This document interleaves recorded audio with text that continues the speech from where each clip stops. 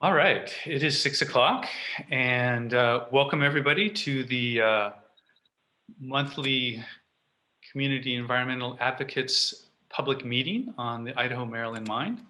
We are really excited to have everybody here, and I just want to say welcome to everyone. And I'm just so glad to see that so many people are here this evening. Tonight's meeting is the third presentation in an education series about the impacts and implications of having an industrial mine operate in our community, or the proposal to do that. And it is hosted by Community Environmental Advocates Foundation. The first meeting focused on air quality in December. The second was on the impacts of water resulting from underground mining in our area. And all of these presentations are recorded and available to view on CEA's MineWatch website, which is minewatchnc.org. This meeting is also being recorded tonight, and you can watch it there as well. So Community Environmental Advocates Foundation is a local community group that advocates for responsible land use and environmental protection policies and actions in Nevada County. And one of the projects that CA works on is the proposed reopening of the Idaho Maryland Mine. And that's the reason everyone is here tonight, I imagine. So thanks again for joining us tonight. Tonight is a special night because we are screening the new film, Rise Beyond Gold. And our panelists this evening are the filmmakers of Rise Beyond Gold, Jennifer Ekstrom and Minka Nelson. Dr. Carrie Monahan and Christy Hubbard, two of the people featured in the film, are also here tonight, as is Ralph Silverstein, the president of CEA Foundation. So tonight, we hope the meeting will accomplish two things: allow people to ask questions of the panelists about the film and about the proposed mine project, and then also to learn about information and tools available to our community to understand the mine proposal and to make our concerns heard by the people who will decide the outcome of this mine application. So then, with those details aside, I think without further ado, I'd like to introduce the film that we're going to watch tonight. Rise Beyond Gold is a 13-minute short that premiered at Circle's Wild and Scenic Film Festival this year. Jennifer and Minka are local filmmakers who live here in Nevada County, and CEA is thrilled to be able to show this film tonight. So here we go.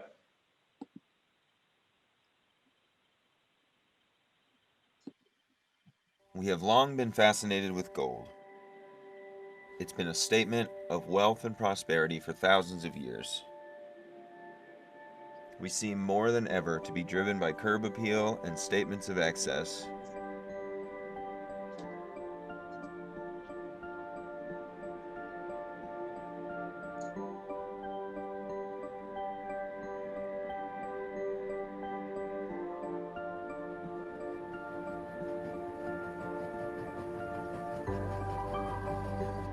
Imagine hearing a noise so constant and for so long that when this noise stops, there isn't a doubt in your mind that something terrible has happened.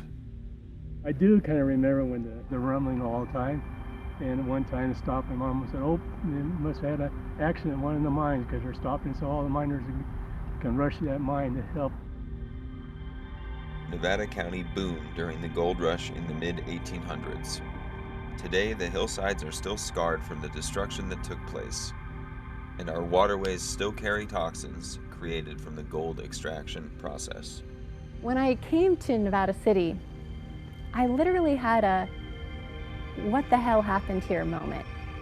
I could see tailings piles, I could see open access or mine shafts, and a friend from the State Water Board showed me that I could suck elemental mercury up from the creek that runs through the property that we were purchasing. The state of California has more than 47,000 abandoned mines.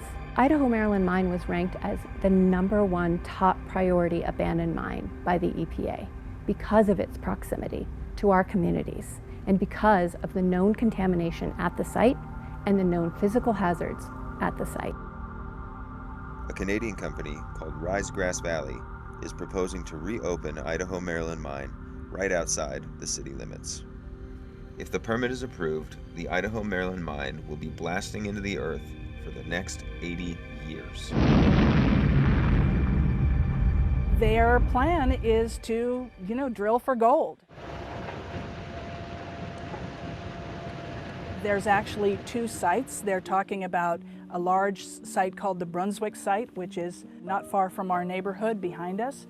They also have another site, Centennial site, which is nearer to the downtown Grass Valley area. And the mine that's being proposed is a hard rock mine where they would extract gold out from under the earth, and that involves dewatering the current mine workings. It means creating more mine workings, and it means discharging that water to nearby streams and rivers. What we're talking about is mining 24/7. We're talking about 100 truck trips a day of moving. They're actually going to take out 1,500 tons of rock every day, and they're going to be transporting that rock, crushing it, grading it, and building it into big piles up to 70 feet high. So not only will we hear trucks coming and going, but we expect to hear excavating and crushing sounds. We expect to hear backup beeps. This beautiful, peaceful neighborhood will not be so peaceful anymore. What specifically is it that you like about this community that drives your connection here? I mean, we like it a lot. The trails and kind of the outdoors. The kind of rural atmosphere, so a lot less busy than living in a city. So I think that's the main part of it. And but I think people are going to be surprised just how limited the impact is from a deep underground mine that we're proposing. Yeah, I'm just saying that they're not going to want the ground or want to pump the water out of the mine because the ground settles and it's going to start earthquakes again up here. We used to have them all the time. California is a well-known seismic region, and destabilizing the ground could have terrifying effects. Shake you off the couch. And our pond opened up one time and swallowed everything. The fish, everything took all in one big swoop down a mine shaft somewhere. Yeah. If you go down into my ravine, you will in fact see some sinkholes that we can only presume came from prior mining activities. I'm concerned that they don't have a good track record already right here in town, and to take on a big project like that, maybe beyond them, I don't know. Nevada County has a simple 100-foot setback requirement that everybody's supposed to comply with. Measure 100 feet from the creek and don't disturb it, but they forgot. And in addition to that, they had cut down a bunch of trees, and they forgot to get a timber harvest plan for the trees, which anybody who does any timber harvest, you're supposed to get it. I guess the first thing is that all the land is privately owned, so the resources belong to Rise Gold. It's not just the 2 properties that they own, but a massive amount of space beyond those properties where they own the mineral rights as well, and that includes the very ground that I'm standing on right now. This permit includes mineral rights covering a 2,700-acre span running underneath and far beyond the city of Grass Valley. The mine could be blasted under 900 locally owned parcels of land.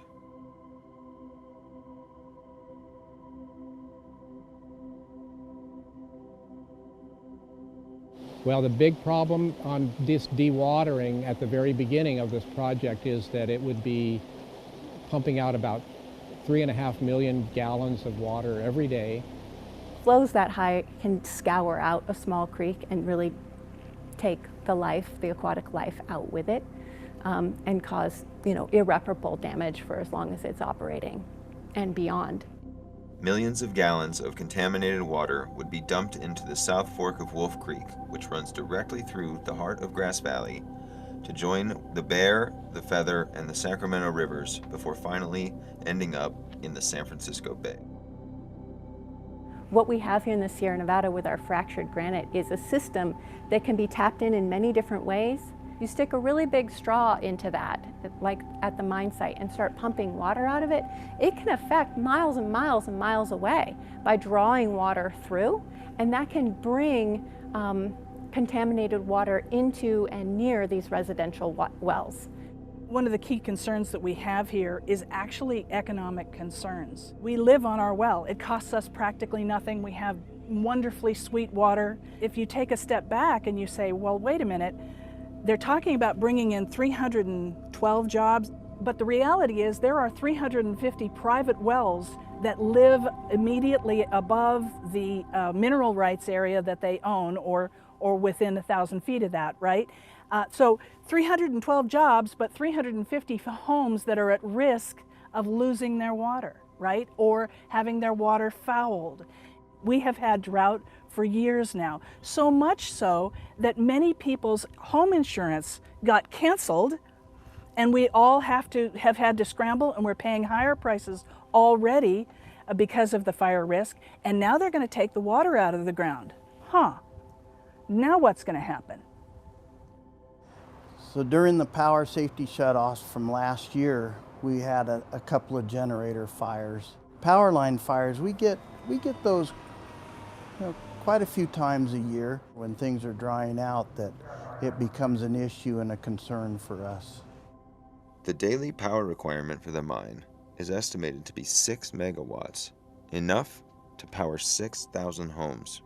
What would happen if we added this additional load to our already insufficient power infrastructure? Right now, the only part that's within our fire district is down off of Idaho Maryland Road. I believe it's probably the site where the mine tailings were in the past. And when it's brought up and exposed to air and water, it can change in composition and create acid mine drainage, which then causes other metals to leach out into dissolved form, and that material then enters creeks. This is pyrite. This is the firewood for acid mine drainage. This stuff's over 100 million years old, and it looks as fresh as a daisy. Doesn't cause any problems unless you grind it up. There'll be crushing rock. It'll be basically a rock crushing business. Their plan is to dump this waste rock alongside Wolf Creek, right on the border of town. We have mercury that will come out and come into the creek. So it's estimated that 26 million pounds of mercury was actually brought over to the Sierra Nevada and used in both hard rock and hydraulic mining. You had free gold. And so they crush up the rock and run the crushed rock, which is mine tailings, over a table. And there was mercury on the table, and the gold would stick to the mercury. And then they could scrape the mercury off, and they would have this compound of gold and mercury. Only they lost about 30% of the mercury while they were doing that. When you go panning and stuff, you pull out more mercury than you do gold. So not only could it be bringing new mercury or new contaminants into Wolf Creek, it will also likely stir up contaminants that are already in Wolf Creek, further exposing mercury to environments where it can methylate. When mercury methylates is when it enters the food chain and becomes a public health hazard. So there's plenty of mercury there to kill you if you were to boil it off. Will this community choose gold and make the same mistakes from the past? If we're going to have a future for our grandchildren, we need to understand what those impacts are, and we need to be actively, intentionally fixing them so that this area has the most resiliency it can to weather the storms ahead of climate change, of increased population density and growth. You know, I hope everybody stays involved, and you know, on any kind of project, whether it's the Idaho Maryland Mine or some other project going on within your community. Let your elected officials know how you feel. I know we all listen. Stopping the Idaho Maryland Mine is critical to maintaining the quality of life in Nevada County, but it's just the first step in a long journey. We need to think beyond our own backyards and take a deeper look at our obsession with gold and the consequences of mining. It is time to rise beyond gold. One day we will cherish this soil, valued more than gold. It's valued more than gold. One day our hands will raise for the way we walk and how we own it. And I am singing for this vision, singing for this vision. Yeah, not really in favor of the opening, but Is gold valuable? Is power valuable? Or is air valuable? Is water valuable? And what do we really value? Sure, panning for gold out of the river is fun. Digging up the planet underneath people's houses? I mean, is this a joke? No, that should not be done. I think you should leave Mother Nature alone. You don't have to disturb it. It's been dug up before. Possibly leave it as it be. So no, I don't think they're going to want it. They're going to want to leave the water in it, keep it stabilized. I love Grass Valley, and I just don't want to see it go there. We'll never be moved from here. Our lives will live in the seeds we've sown, calling what's coming clear.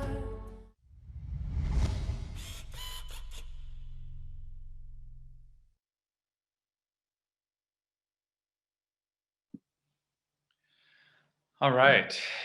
Wow, that was really fabulous. We are so lucky to have Jennifer and Minka in our community and interested in producing films like this that allow us to think about some of the important issues that our community faces. And the proposed reopening of the Idaho Maryland mine is certainly one of them. So we are going to start our panel discussion. So I want to encourage people again. I will explain how we're doing this evening. If you have a question for the panelists, go ahead and type it into the Q&A section and we will address that to our panelists. So, Minkin and Jennifer, we're so glad that you could make it tonight. And yeah, I was kind of curious, Jennifer, what made you decide to make this film? Well, it was a really easy decision. I guess I've been dedicated for quite a few years to making media that matters. And my production company, Catalyst Communication Services, is really dedicated to amplifying voices on the front lines. And so when I heard about this proposal to reopen the Idaho Maryland mine right on the outskirts of Grass Valley, it sounded, you know, like something that should be looked at a little bit more. So you can imagine my delight when I started poking around and asking about it, that there was already an amazing group of activists who were digging in and doing the hard work and, you know, asking the really hard questions about this mine. And so it was an easy decision to decide that those voices deserved to be amplified. And, you know, I love to encourage people to exercise their right as citizens at every level of government, to encourage our government to make appropriate decisions when it comes to our common resources that we all rely upon to live, you know, a healthy, vital life.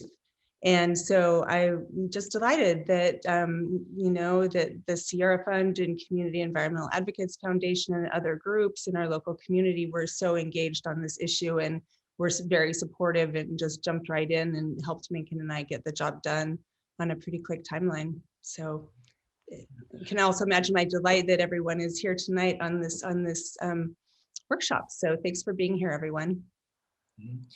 Minkin, thank you for coming. And you are the producer. Actually, you know what I forgot to do was let everybody introduce themselves. I'm sorry. Shall we do that really quickly before we launch into this?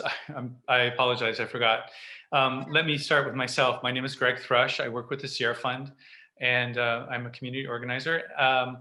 The Sierra Fund is very involved in working with the legacy impacts of mining in our community. And so we obviously have a keen interest in this current proposal. Jennifer, go ahead and introduce yourself too, please, before I should have. Well, I'm Jennifer Ekstrom and I directed Rise Beyond Gold. I did sort of weave my introduction about my motivations for doing what I do into your first question. So feel pretty satisfied with that. Thanks. And Minkin, please go ahead and introduce yourself. Yeah, I was the producer for the film and a Nevada County resident and an outdoor enthusiast. So happy to be a part of this. Yeah, and Minkin, so what did you learn in the process of making this film? Oh boy, I learned a lot, you know, because I didn't actually even know about the project until it came about, as Jen was like, hey, do you want to do a film about this? And I was baffled it was even happening in our neighborhood. But so aside from learning how amazing our community is, you know, this is an issue that seems to get the same reaction from all sides of political parties. And I think that people are coming forward and speaking, and it's really beautiful. And I learned some really like minute facts. One interesting thing is it's considered extremely good to get 17 grams of gold out of a metric ton of dirt, which in today's market is about $1,000. So we're going around just blowing up metric tons of our backyards essentially for $1,000, which is interesting. Yeah, yeah, it's really kind of almost difficult to conceptualize the scope and scale of an industrial mining project like the one that they're proposing. Christy Hubbard do you want to introduce yourself, Christy? And I'll ask a question of you. Oh, okay. You wanted me to introduce myself first, or? Yeah. Yeah, okay, great.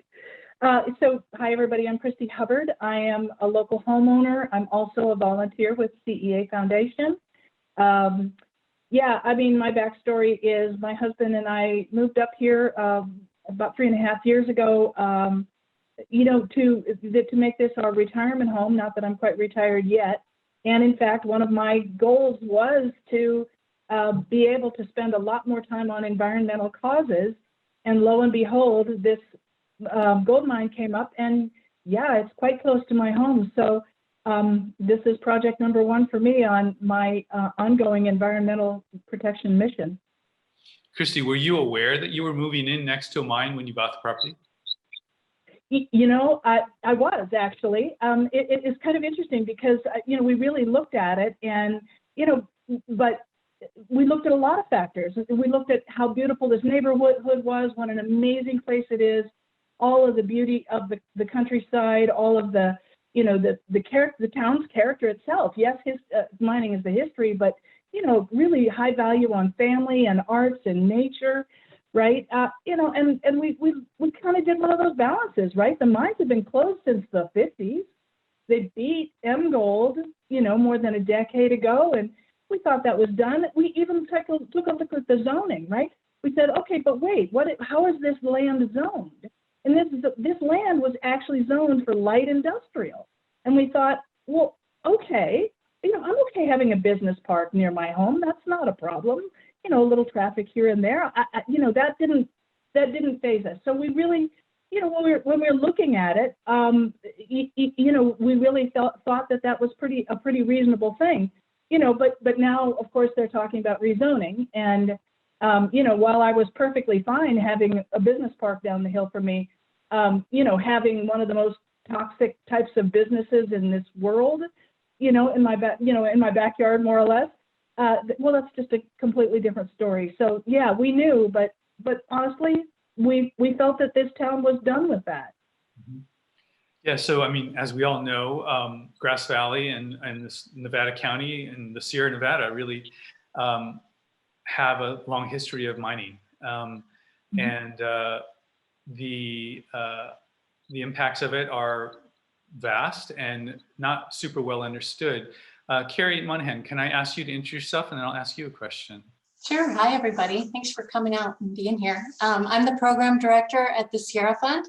I'm also an adjunct professor at Chico State. And like Greg said earlier on, Sierra Fund has been looking at ecosystem and community resiliency in the Sierra Nevada for a long time now. So can you tell us a little bit, how does the legacy of the gold rush continue to impact us today? Yeah, it's a really important question. I feel like we all who live here need to be asking ourselves that question. There are thousands of abandoned mines that have never been cleaned up all around us. And each one of those abandoned mines has physical and chemical hazards. They can continue to discharge sediment, mercury, other contaminants from those sites every time it rains. And they're not really in the middle of nowhere anymore. As our communities change and grow, these sites that were out of sight, out of mind are more and more prevalent. You know, the gold rush was a time, but it was also a mindset of resource extraction and exploitation. And that's the mindset here that has to shift so that we can see the earth as a source of life and not a resource.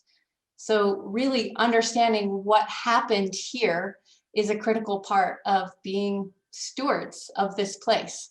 Understanding that we are on the ancestral homelands of the Nisenan people and that those original families are still here. And that they're still working to recover from that era. And understanding really those impacts. So for any project in this area, whether it's development, forest health, restoration, it needs to take into consideration the legacy mining impacts. Because the goal really is to restore the lands and communities from that disturbed state that they're in now to a more resilient state so that they can withstand the pressures of the future, like we said in the film. Mm-hmm. So yeah, it affects everything. It's the Velcro issue that's associated with everything that we do here.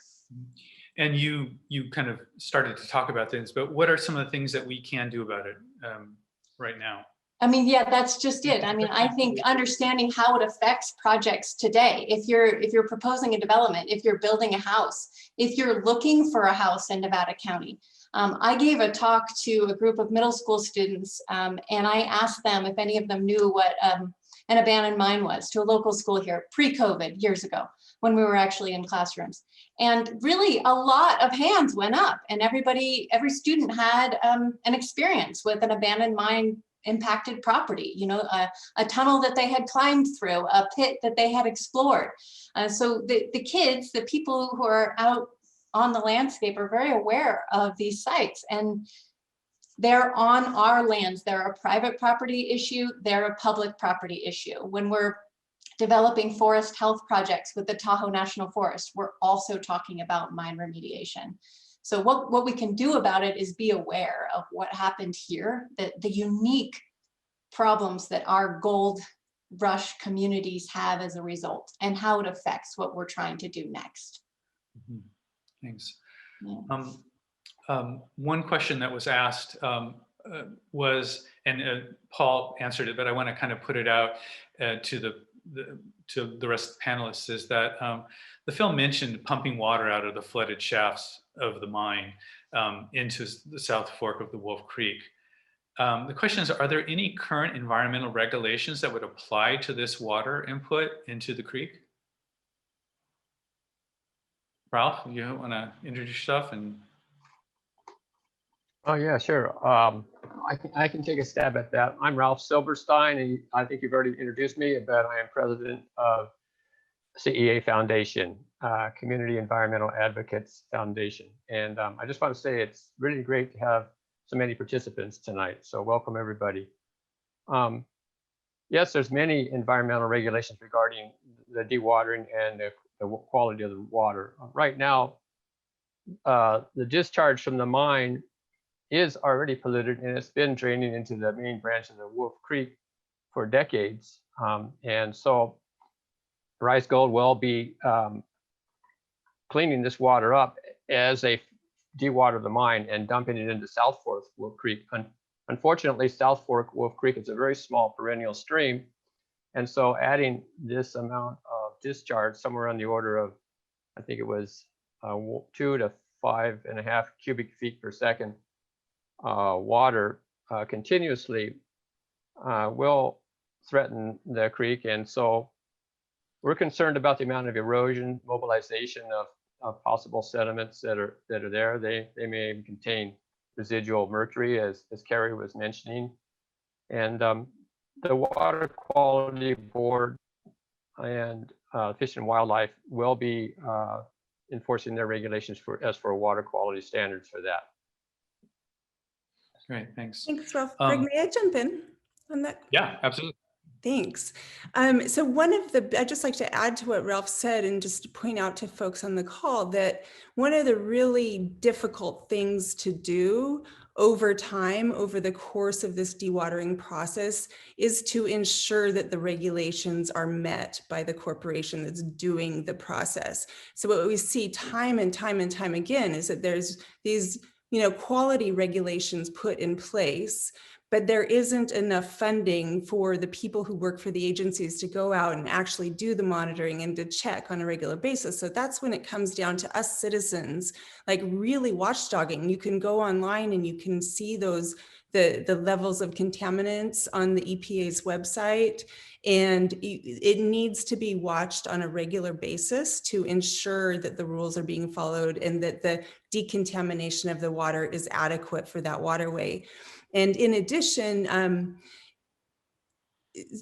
we also should be talking about the Clean Water Act, which regulates all point source discharges into navigable waterways of the United States. Now, under the former administration that we no longer have, there were some changes that were made to the Clean Water Act. And so I don't know how that's all shaking out right now, but it's absolutely part of the discussion that we should be having as a community is, will the Clean Water Act help us protect this waterway from that point source discharge? And what I mean by point source, I know it's kind of a techie term, but it means if there's water coming out of a pipeline into a waterway, that is regulated by the Clean Water Act. Yeah, that's good. Thank you. Thank you. Anybody else want to add to that?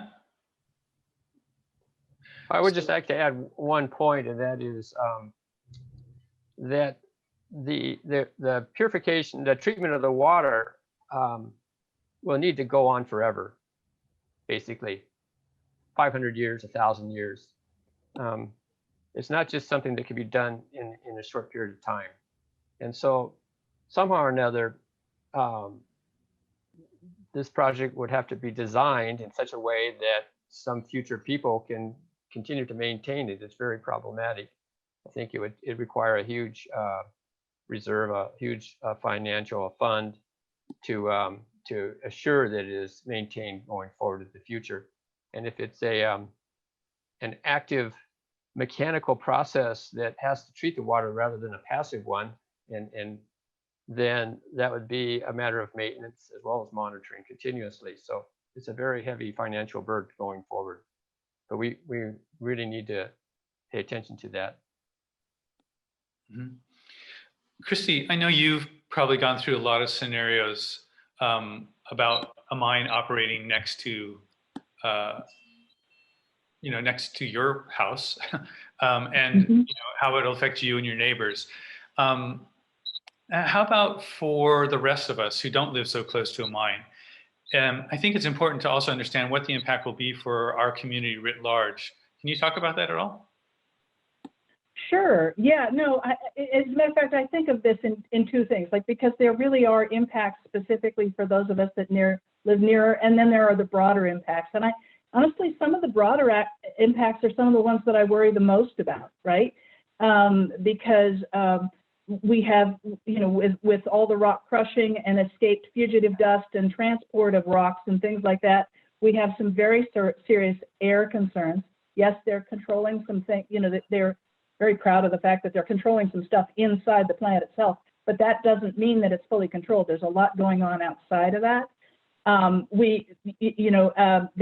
The fact that that they're projected to use about their annual energy usage is going to be about 12% of like the whole of what Nevada County uses, right? Basically erasing our whole, like the amount that we're trying to reduce to get to, zero levels for greenhouse gases and climate change, right? So basically they're adding a huge load to our power grid that not only sort of erases that climate change goal, but also, begs the question, how is that going to affect our power grid? Like, we've already got too many PSPS, power safety, power shutoff things going on, right? So it really begs the question, what's going to go on with our power?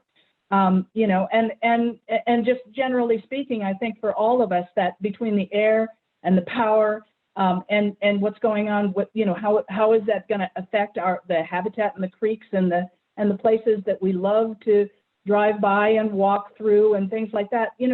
I think those are issues for everybody, not just for the people that live near the mine. Mm-hmm. Yeah. We have a question. It's an interesting one. It says, how does, oops, jump down here. Here we go, so I can find it. I think it just got answered. It was sort of, how does the math work? Did that get answered? Let's see here if I can find it very quickly. It was on my screen and then it jumped away. It was an interesting question. Sorry, I'm looking. How does the math work? This person asks, at 17 grams per ton and 1,500 tons per day, and today's price of gold, which we estimated at about $1,000, that implies extracting $1 million a day in value. Is that correct? And what would be the annual county real property tax be on a deposit so financially valuable? I'm not sure the math works. I'm not sure $1,000 at 17 grams, it might be, but does anyone want to try to address that question? I could take a stab at it. Of course, you know, the cost of opening this mine and creating the facilities to process the ore are probably on the order of over $100 million. So they have initial investment costs, and then they have operating costs and the cost of actually removing the gold from depths of several thousand feet. So you're looking at a ½ ounce per ton, maybe an ounce per ton of gold. And then all the remediation has to be done with the tailings. So then you have what would be the net yield of that. I suppose that there is no real tax that the county really gets to collect directly from the gold. There is a property tax that they can assess for the value, the inferred value of the property itself, which would be adjusted. I don't know exactly how that is calculated with a gold mine. Mm-hmm. Maybe somebody else knows that one. Yeah, one of the arguments, Ralph, if I could address it to you, heard for reopening the Idaho Maryland mine is that our community needs jobs, and that is why we need the mine. What do you think of that? And what is Nevada County doing to make jobs? Yeah, that's a good one. Of course, we like jobs. We would like to have good jobs, and we'd like to have clean jobs. First, I would say that every one of these projects, they always come out with very optimistic job figures. And that's understandable. But then the reality is that when a project really opens, the jobs don't necessarily go to locals. They're going to go to the most economic solution to that job. Another thing that's interesting, if you examine the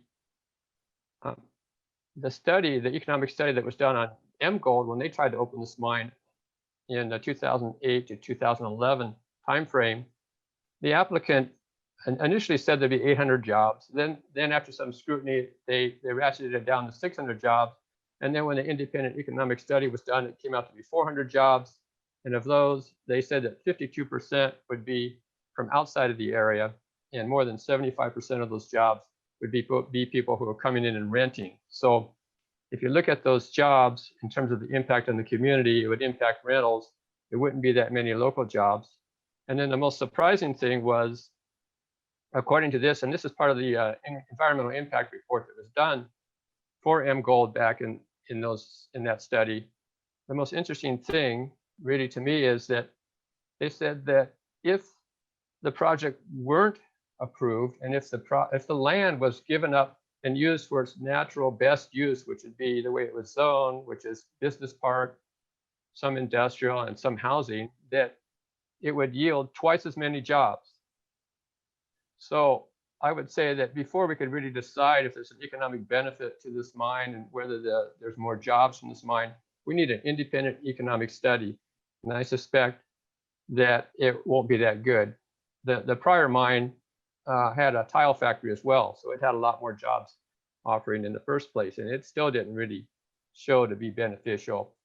And I won't even get into how that might affect the economy as a whole locally in terms of real estate values, whether it impacts high-tech companies, you know, they have a hard time hiring people to come into the area because they move up here really for the quality of life. And so it could affect tourism.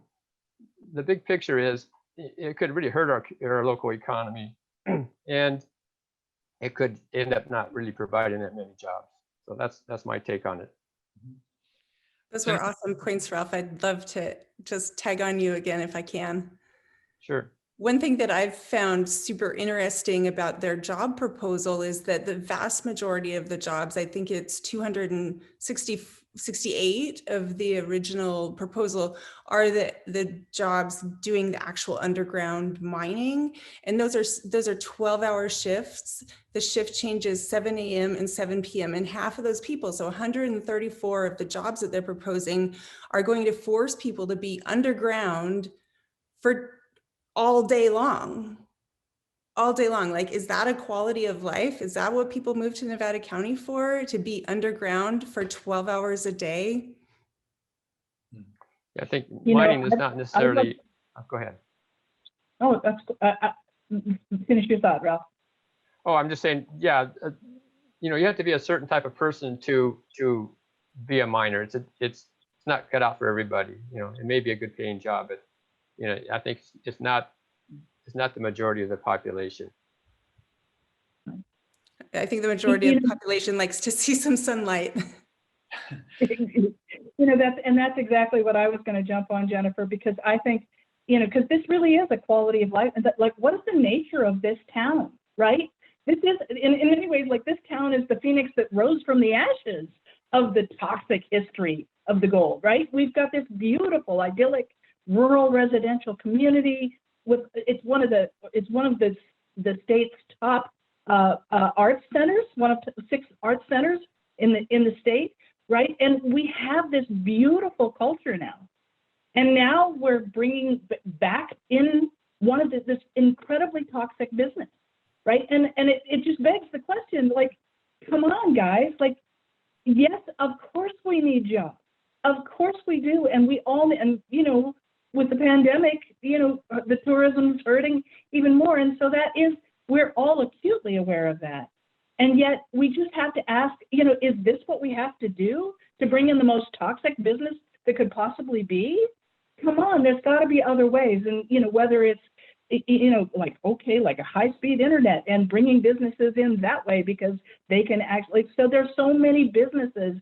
Actually, you know, a lot of the growth that's happening right now, we're seeing it across the state. People are moving out of city centers to go to rural areas. They don't want to be in those busy, crowded centers anymore, right? There's a move of people moving out. Let's welcome them. Let's bring them in. Let's attract them, right? But why would they want to come if there's this big, ugly, toxic thing in the middle of our community? I just don't know why that would make sense for them. So yeah, I think this is very much about what kind of culture, what kind of community are we? Somebody asks, you know, would the jobs that the mine would bring truly be for residents of Nevada County? And the comment is, it seems to them that the jobs would be given to trained, experienced mining workers, which we probably don't have very many in our community.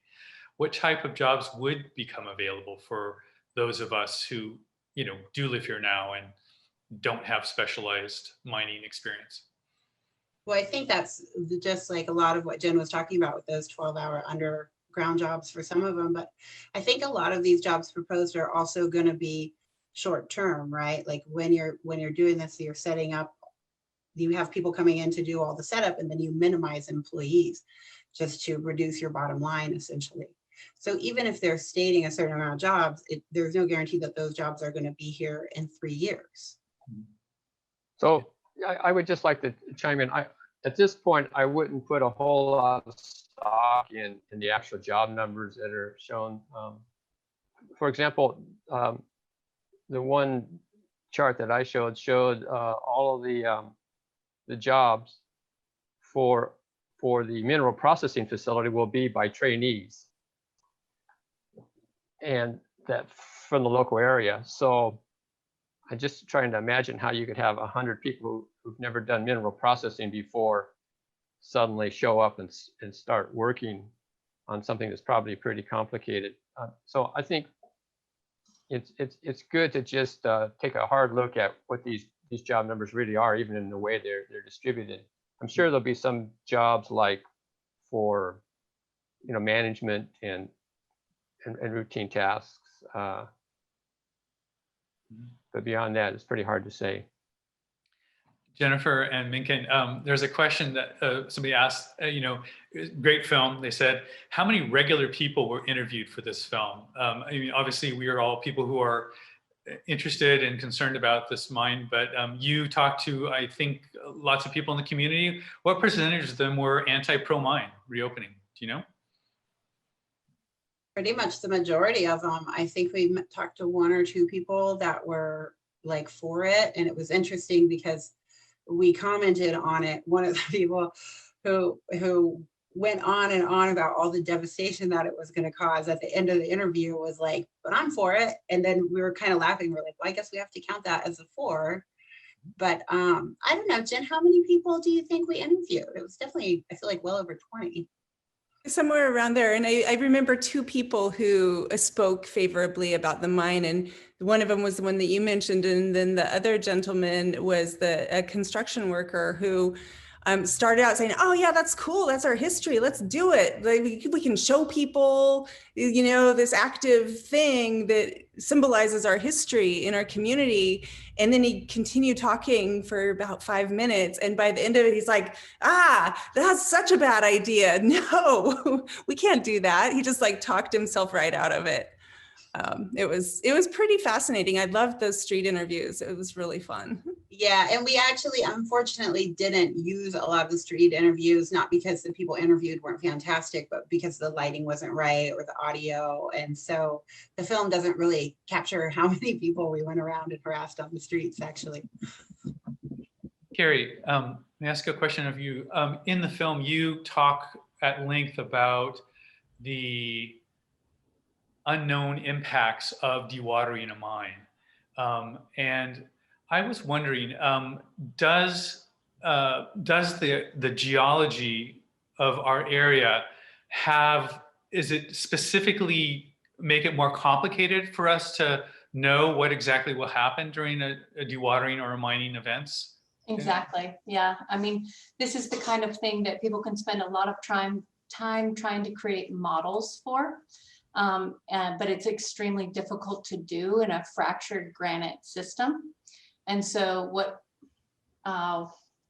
we've come to understand is that mine proponents can model the impacts to groundwater, and their model will always say that it's not going to have detrimental impacts, because if it says that it's going to have detrimental impacts, it can't be permitted, right? So who's running the model, who's submitting that information becomes a real part of that. What we know in the academic community and from experiences in this area is that when you have a fractured granite system, it's nearly impossible to model. The impacts are unpredictable. And so the mine that reopened on the North San Juan Ridge, that mine had a model that said it wasn't going to have impacts to groundwater wells as well, that was submitted and approved as part of the permitting process. But unfortunately, it did dewater residents' wells and the local school wells. And those wells' water quality, even if water did come back, the water quality in those wells were forever impacted. So there was ongoing problems, and it wasn't like the system recovered and it was back to what it was. It was forever altered. So I hope that helps explain. Fractured granite, very hard to predict what the groundwater impacts are going to be. And it can be both a quantity issue and a quality issue that can't really be fixed, right? It's not like, oh, sorry, we'll stop mining now and it'll recover.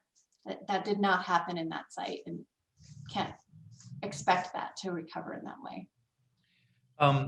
Somebody else asked a question, it keeps jumping, about the Centennial site. It said the Centennial site will be cleaned up, quote unquote, by Rice Gold before they create their mine tailings mountain where they're going to make put the waste rock. but there's no information in any document that I've read, said this person, that governs this remediation. What is the solution to require Rise Gold to include this remediation in their main project? Ralph, you want to try to?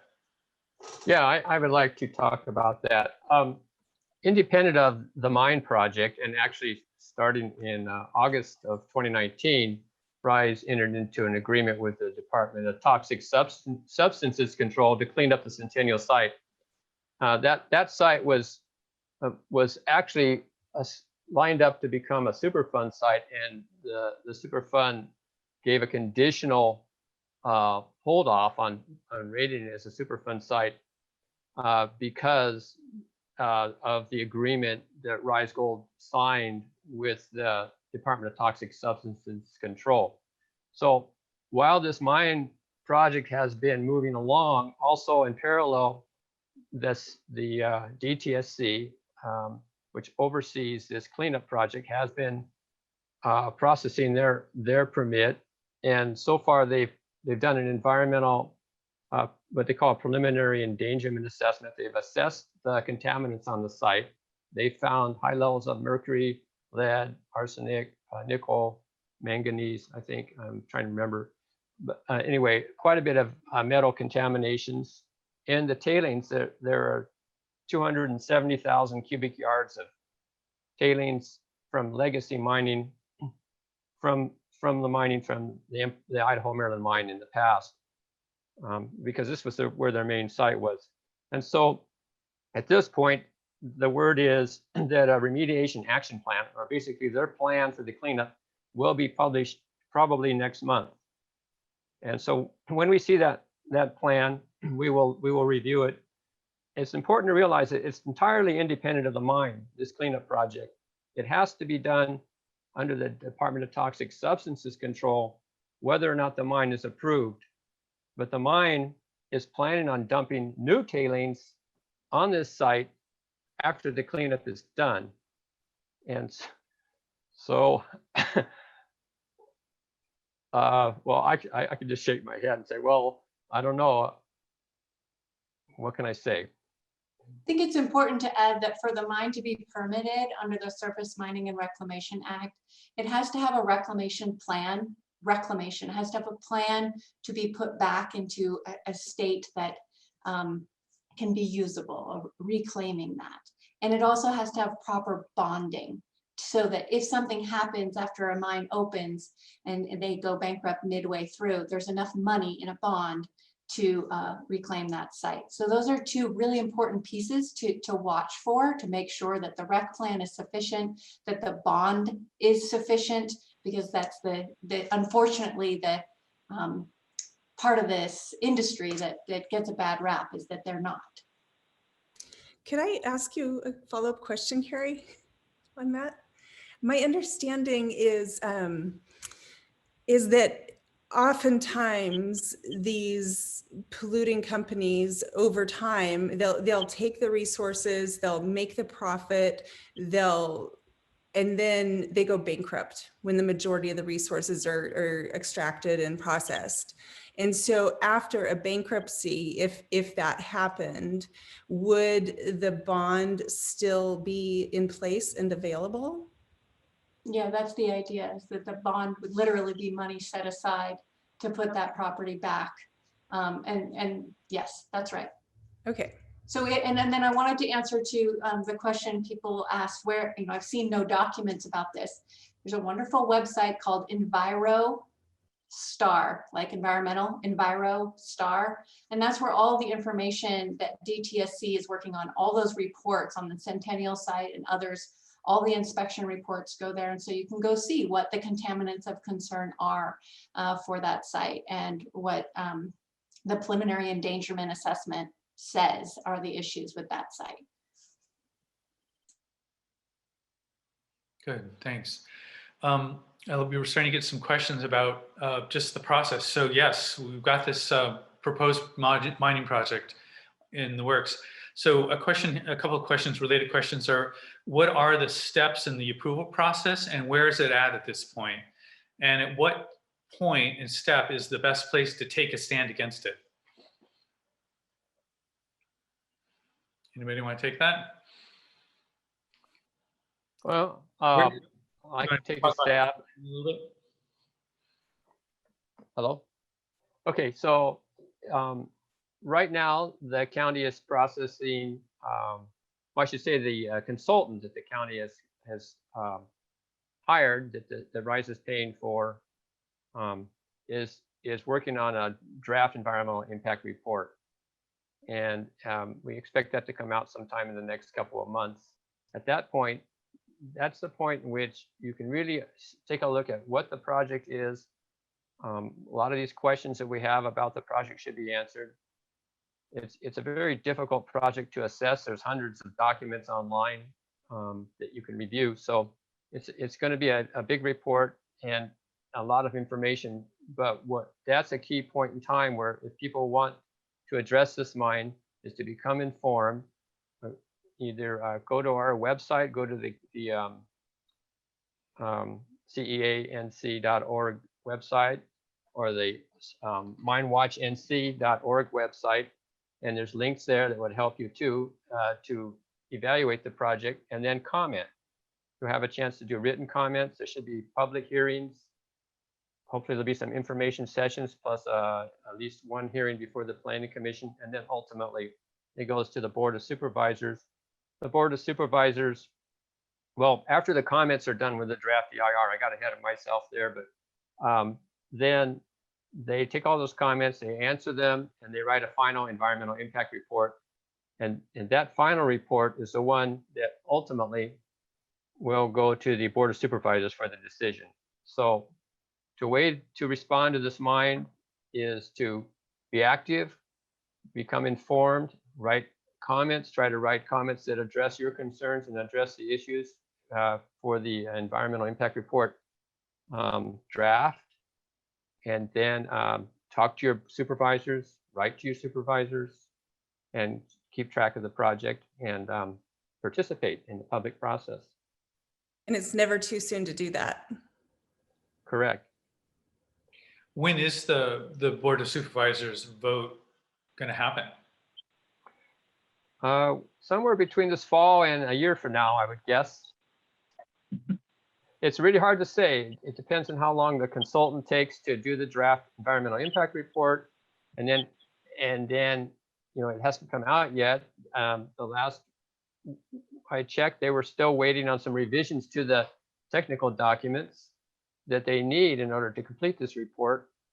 So once that report comes out, then there's the 45 to 60 days comment period, and then they take all that information back and they work on it for how many months it might take to respond to all the questions and issues and come up with a revised document. So it'll be at least this fall by the time you get through all these different steps before it could get to the Board of Supervisors. And I think that would be a very aggressive estimate. I would say it's probably more like a year from now. But it's really hard to tell. You know, Ralph, I'd love to add to that because, and back to Jennifer's point, you know, although the process is long, the need for us to be really active is very real. In fact, on the 1st of January, the Union paper did an article about the top 4 issues facing the county supervisors this year. So it was predictable. It was vaccines. It was, you know, COVID itself. It was fire preparedness and so on. But one of the top 4 issues was the mine. And well, that didn't happen just because it's happening. The reality is there have already been a lot of people talking to the Board of Supervisors, either going to the meetings or writing letters, people writing letters and, you know, opinion pieces in the Union and other places, right? So I think it's really important for all of us to be actively engaged and talking and letting our supervisors know that we really care. So yes, when the draft environmental report comes out, we're all going to be like, whoa, you know, this is really the time to talk. But that doesn't mean we should be waiting, right? Now is the time to tell them your concerns. And what's the best way to do that? you just said, right, your supervisors, but do we have are there some resources available on the CEA website to help with that? We sure do. Actually, we have Tracy on. Could I pop Tracy on? We've got a slide for that, actually. Can I just do that? Oh, no. Okay. Yeah, Maybe if I you can could do and the maybe- slide, that would be great. Hi, everyone. I'm busy in the background answering a lot of questions, and I can't answer them quickly enough. I'm sorry. That's all right. No, you know what? I apologize. I'm not able to push my slide right now. Why don't you just tell them? Oh, that's okay. So there are a lot of things that folks can do. And the first thing I encourage you to do is to go to our website and go to the Take Action section. And there you'll find the things that we're asking folks to do right now. Mainly write letters to the Board of Supervisors. But I'm excited to announce that tomorrow we're launching a petition that's going out, and we're asking that people send that to everyone they know in Nevada County and get that signed. It's going to be circulating on social media. If you're not on social media, that's fine. We can send you pages to get signed and sent out to folks. So think about what you can do and who you can send that petition to. I think that we're going to do it for 3 months and see how many folks we can get signed on, and then have that presented to the board. There are lots of other things you can do, and tonight's, for many people, might be the first meeting they've been to, but we've been doing these monthly meetings, and there are a lot of people been getting active after those meetings, figuring out if they know businesses that might want to write letters. Some people are developing lawn signs. So there's so much that you can do. Go to our website, and then feel free to find my email and we can talk more. Thanks, Christy. You bet. And that website is MineWatchNC.org. Actually, and the /take action is the page that she was talking about, so or you could just navigate to it. And that petition is actually, I believe we're set up. I think one of our members can put that right into the Q&A, so everybody could sign the petition tonight that's here. And then tomorrow we'll be sort of launching it on the website and so on. So, yeah, look for that in the Q&A. I think the link's going to be there for you. And while you're there looking, also, I just had to slip this in that this is a huge campaign, and it's a major project. And our goal as an organization is to review the project and try to inform the community, and to comment on the draft EIR, and we need your support. So while you're there at the MineWatchNC.org website, you'll notice a little donate button, and we really appreciate your donations. We're a nonprofit, 501c3. It's tax deductible. Thank you. Thanks, Ralph. Yeah. So yeah, one really interesting thing that was a little blurb on the film was that statement that said that the film stated that 92% of the world's gold is used for jewelry as an investment asset. And Minkin, I'm curious, when you were making this film, what was the desired message that you wanted to give with this film? Well, I mean, obviously the immediate thing is the Rise Idaho Maryland Mine and not reopening it. But I think it's really important for all of us to think about where we're getting stuff and how it gets to us. Because if it's not our own backyards, then it's somebody else's, you know, and for a mineral that's going to sit somewhere in storage or in a jewelry box, when you can maybe melt down an old one and create something new out of that. You know, I understand the allure to gold, but we need to really be thinking about everything that we consume and how it affects the world around us at large. Mm-hmm. You know, one of the things that we have not talked about, and somebody asked, what about air quality? Oh, I haven't heard anything about air pollution. And there will be likely a toxic or some serious exhaust coming out of this fine, the grinding process and the processing of gold that could impact us as a community. Do we know anything? What do we know about that? You know, what are the, what do we know? Sorry, not very good question, but. Christy, go ahead. Well, I could take a quick swing at it just in terms. So I am certainly not a spokesperson for AIR, and Ralph, I'll totally defer to you. But on one of our sessions 2 months ago, we had Pam Hurd, who's a respiratory therapist, do a really long and detailed talk about the dangers to air. And I'll just do like a high level summary is, number one, everybody should be aware that our area is already graded F in air quality, right? At every level. The American Lung Association has graded this as the F, and there's actually a long list of associations and measurements that just say that we have real problems here, and this is ozone, and it's ongoing air. It's an issue. So the real issue for us is like, okay, we really can't afford any more, and we've got a position where Rise Gold is promising lots of things and lots of controls, but there's lots that they can't control. And Pam talks a lot about the toxins in diesel fuel, which is all those truck trips that are going every single day. She talks about the asbestos and crystalline silica in those that are basically escaped. And they're so, like, the crystalline silica is so small, it actually can't be, one, it can't be filtered out through the types of technology that Rise Gold would be using. And number two, it can't be measured. So it's escaping, and we can't measure it, right? And that crystalline silica, is actually part of really one of those major issues of that results in lung disease, right? So there is a lot of, shall we call it, fugitive dust, escape particles, regardless of all the things that they're trying to control. There's lots that they can't control too.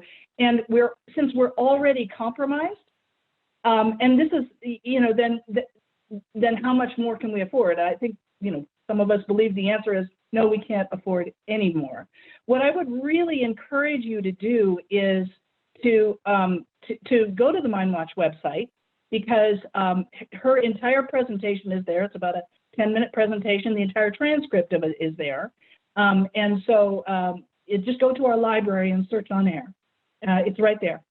So please, there's some really great information. It is a scary story. Ralph, yeah. I don't know if I stole your thunder. No, you did great. I can add a little bit to that. There's also Fugitive Dust. They're going to be hauling out 1,000 tons of rock daily and making these great big waste rock piles. There'll be one waste rock pile on Centennial to be built up to heights of up to 60 or 70 feet, covering 44 of the 56 acres, I believe. And then after 5 years of doing that one, they're going to do another one right south of the facility off of Brunswick Road, and that one will be up to heights of 90 feet. That's like a 9-story building covering 31 acres. And all the time they're dumping that, they have to keep wetting it to keep the dust from the fines and the sand and the tailings that they're dumping in the waste rock from blowing around. And that's a very hard thing to do. The wind comes up on a hot, dry summer day, and whoosh, it's blowing the stuff around. So it's very hard to contain that. And so that's an air quality issue. There's also, they have ventilation fans that come out of the mine, a huge volume of air coming out of the mine, and the explosives, they put off this ammonium nitrate. So when it explodes, the residue of that's in the air. And a number of other factors which add to the air pollution issue. I'll just make sure I follow up on this. So when you're taking that material out from the depths of the earth, right? It's highly mineralized. There can be lots of things co-occurring with the gold. That material is being brought up and going through that rock crusher, right? As you saw, to get that gold out, but there's other things coming out too. So a lot of times the tailings piles at these hard rock mine sites have elevated levels, dangerously high levels of lead, chromium, and that's it. Heavy metal exposure through dust is an ongoing issue that we face in this community because of how many tailings piles there already are, and because of the numerous ways that those tailing piles have been used. It looks like a bunch of free available sand or gravel. And so it's been used to be put on dirt roads. It's been used to make flat places. And so when people are exposed or working in dusty conditions, they can be exposed to high levels of metal in the dust.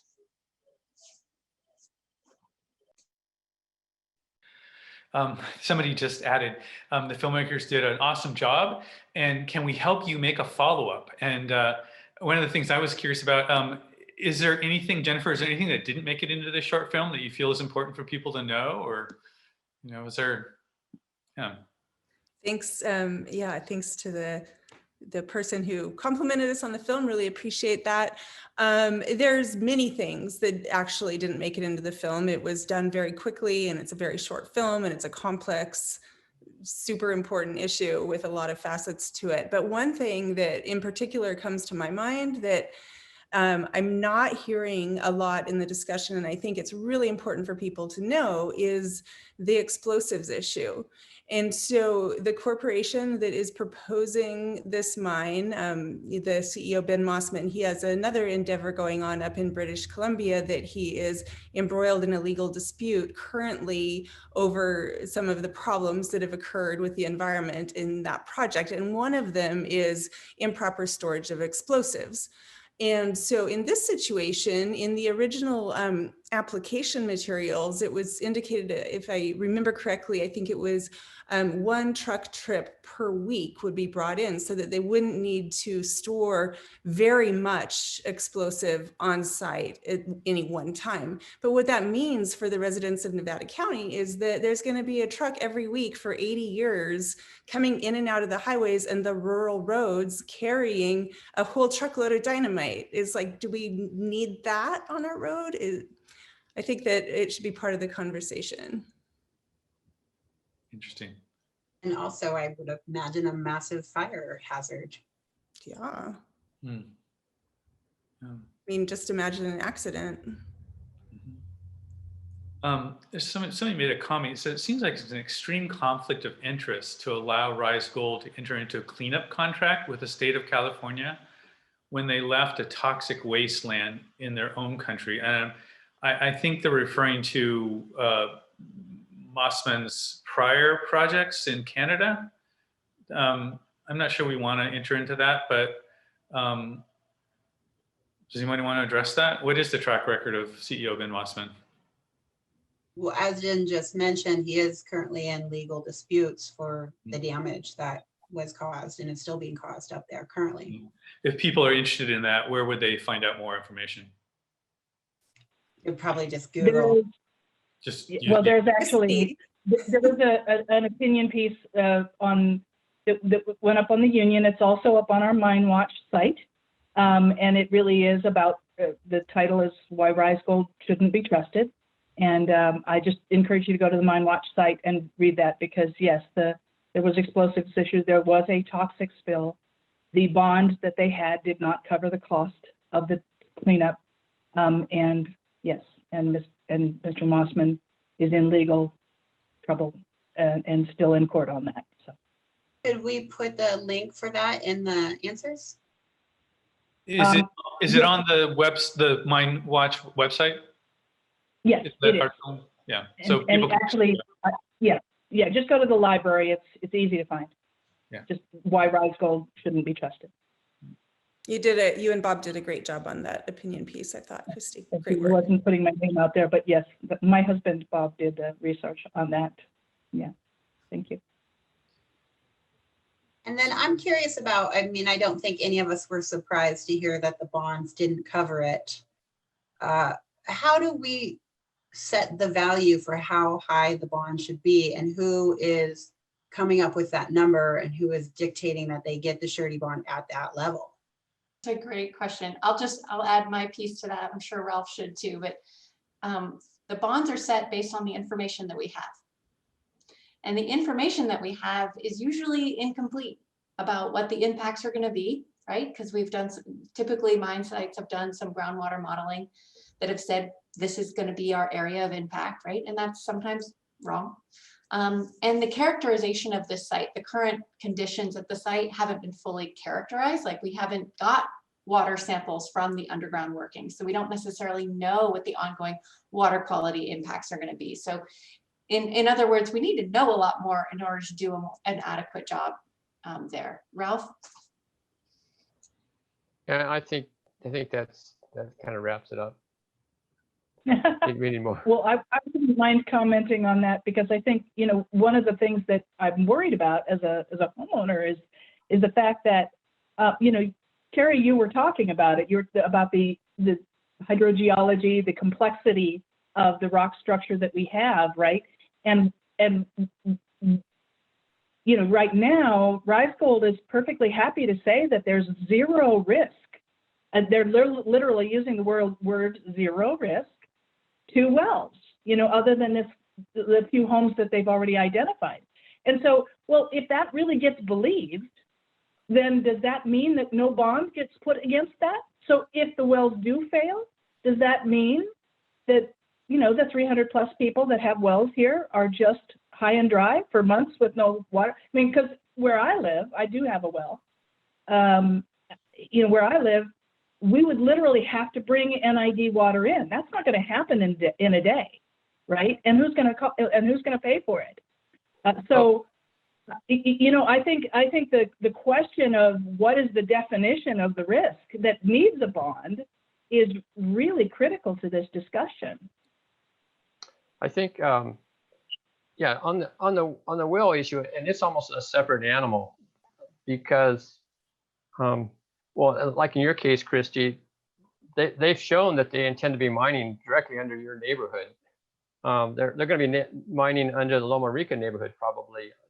This mine, it extends all the way, the rights extend all the way under the hospital on the west, and almost up to Glenbrook Basin on the north, all the way down to Colfax, to Highway 174 in the south, and it goes under the airport. It's a huge area.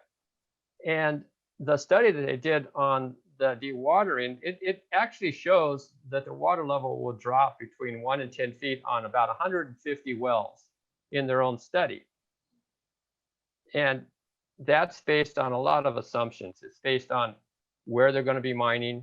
It's assuming there's not any unknown faults, old mining shafts, tunnels, fractures, or irregularities in the rock strata anywhere that they might encounter. And so it's a highly risky issue. And so in order to make good, in order to really protect all these people with wells in the community,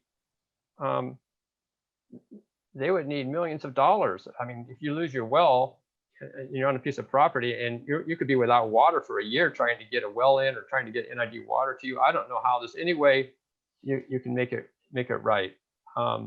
You're just going to be basically put at risk, and it just doesn't make sense to have a project that puts all these well owners at risk. So we're at about 22 after 7.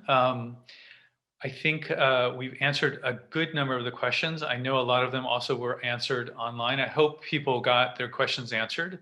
I think we should maybe wrap this up. Do anybody want to make any closing comments before we end this presentation? Sure, I'll make some. I just want to thank everyone so much for joining us tonight and for your interest in this issue. It's obviously a critical issue to our community, and so stoked that everyone showed up. And just want to ask you, think about what you can do to step up your game. If you've already testified to the Board of Supervisors, maybe write a letter to the editor, maybe grab those petitions and pass them out to friends and get some signatures and ask a friend to take them around also. I mean, you can share the link to this film, Rise Beyond Gold, the 13-minute film that you saw at the beginning of the presentation is available at catalystcommunicationservices.org. and you can share that link. You can share that film with anyone you want. It's free and available to the public now. You can also contribute to the cause. I know you can contribute to CEA, that was mentioned before. You can also contribute to this film and filmmaking endeavors on issues similar to this through catalystcommunication.org/connect. So thanks again for being here. Have a great night. Yeah, thank you. And that website again for CEA, that we have a campaign website, it's MineWatchNC.org, and take a look at that. And it has lots of resources you can explore from that. That'll take you to other sites and further information. Yeah, and Thank I just want to say thank you guys so much for letting us be on this panel and sharing our film and giving us another outlet to reach out to the community and to the people who are participating. And I think going through the process and all of the strategies that are listed here tonight is really an important thing. You know, we don't want to be berating the people making the decisions because they're just doing their jobs, you know, and it has to be considered. This proposal has to be considered. So I think it's awesome that we have this platform and this great community that's coming together and really making their voices heard. And I hope it continues. Thank you to the And I mentioned that was beautiful. I was just going to add one quick thing, which was that there's also a Facebook group. So if you're interested, go to the MineWatch NC and you can get the link to our Facebook group as well.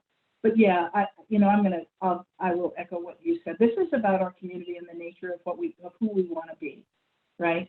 And so you know, let's get together. Let's make this happen, right? And I'm so thrilled that you're all here. One more little point I don't think we mentioned is if you have particular questions, we're going to try to answer these questions, but you can also always send a question to mineconcerns@cea-nc.org, Mine Concerns, and we try to answer questions through that mechanism. Thank you.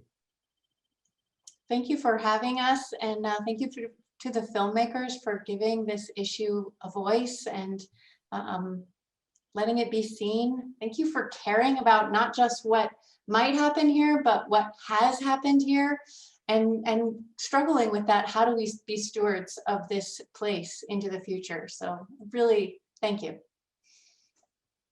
It was just a wonderful opportunity for our community to hear about this issue from some people who care about it very deeply. And I want to thank all of you. I also want to just acknowledge Lori, Paul, and Tracy for helping us kind of keep this rolling behind the scenes. I had some technical difficulties, but I appreciate the help. Yeah, I just think that we are very fortunate to live in a place where people really do care about the quality of our community and making it as resilient and as livable as possible. And I think this mine is certainly an issue that we have to look at very seriously. And I encourage all of you who were on this call to please talk to your friends about it. One person said that we created some little buttons that said, no Idaho Maryland Mine. And she said, oh yeah, I wear those around and people are just asking me questions all the time. So we're on this call, we're a little bit aware of it, but not everybody is. And I think it's really, the things that we can do can be very simple. It's simply like, hey, have you heard about the Idaho Maryland Mine? And start a conversation with your friends and family. The more people that are thinking about this and who are interested and hopefully who want to have an impact on the decision will get involved. But thank you all tonight, for those who came tonight, for being here. And just want to say good night and thank you. Thank you. Bye, everybody.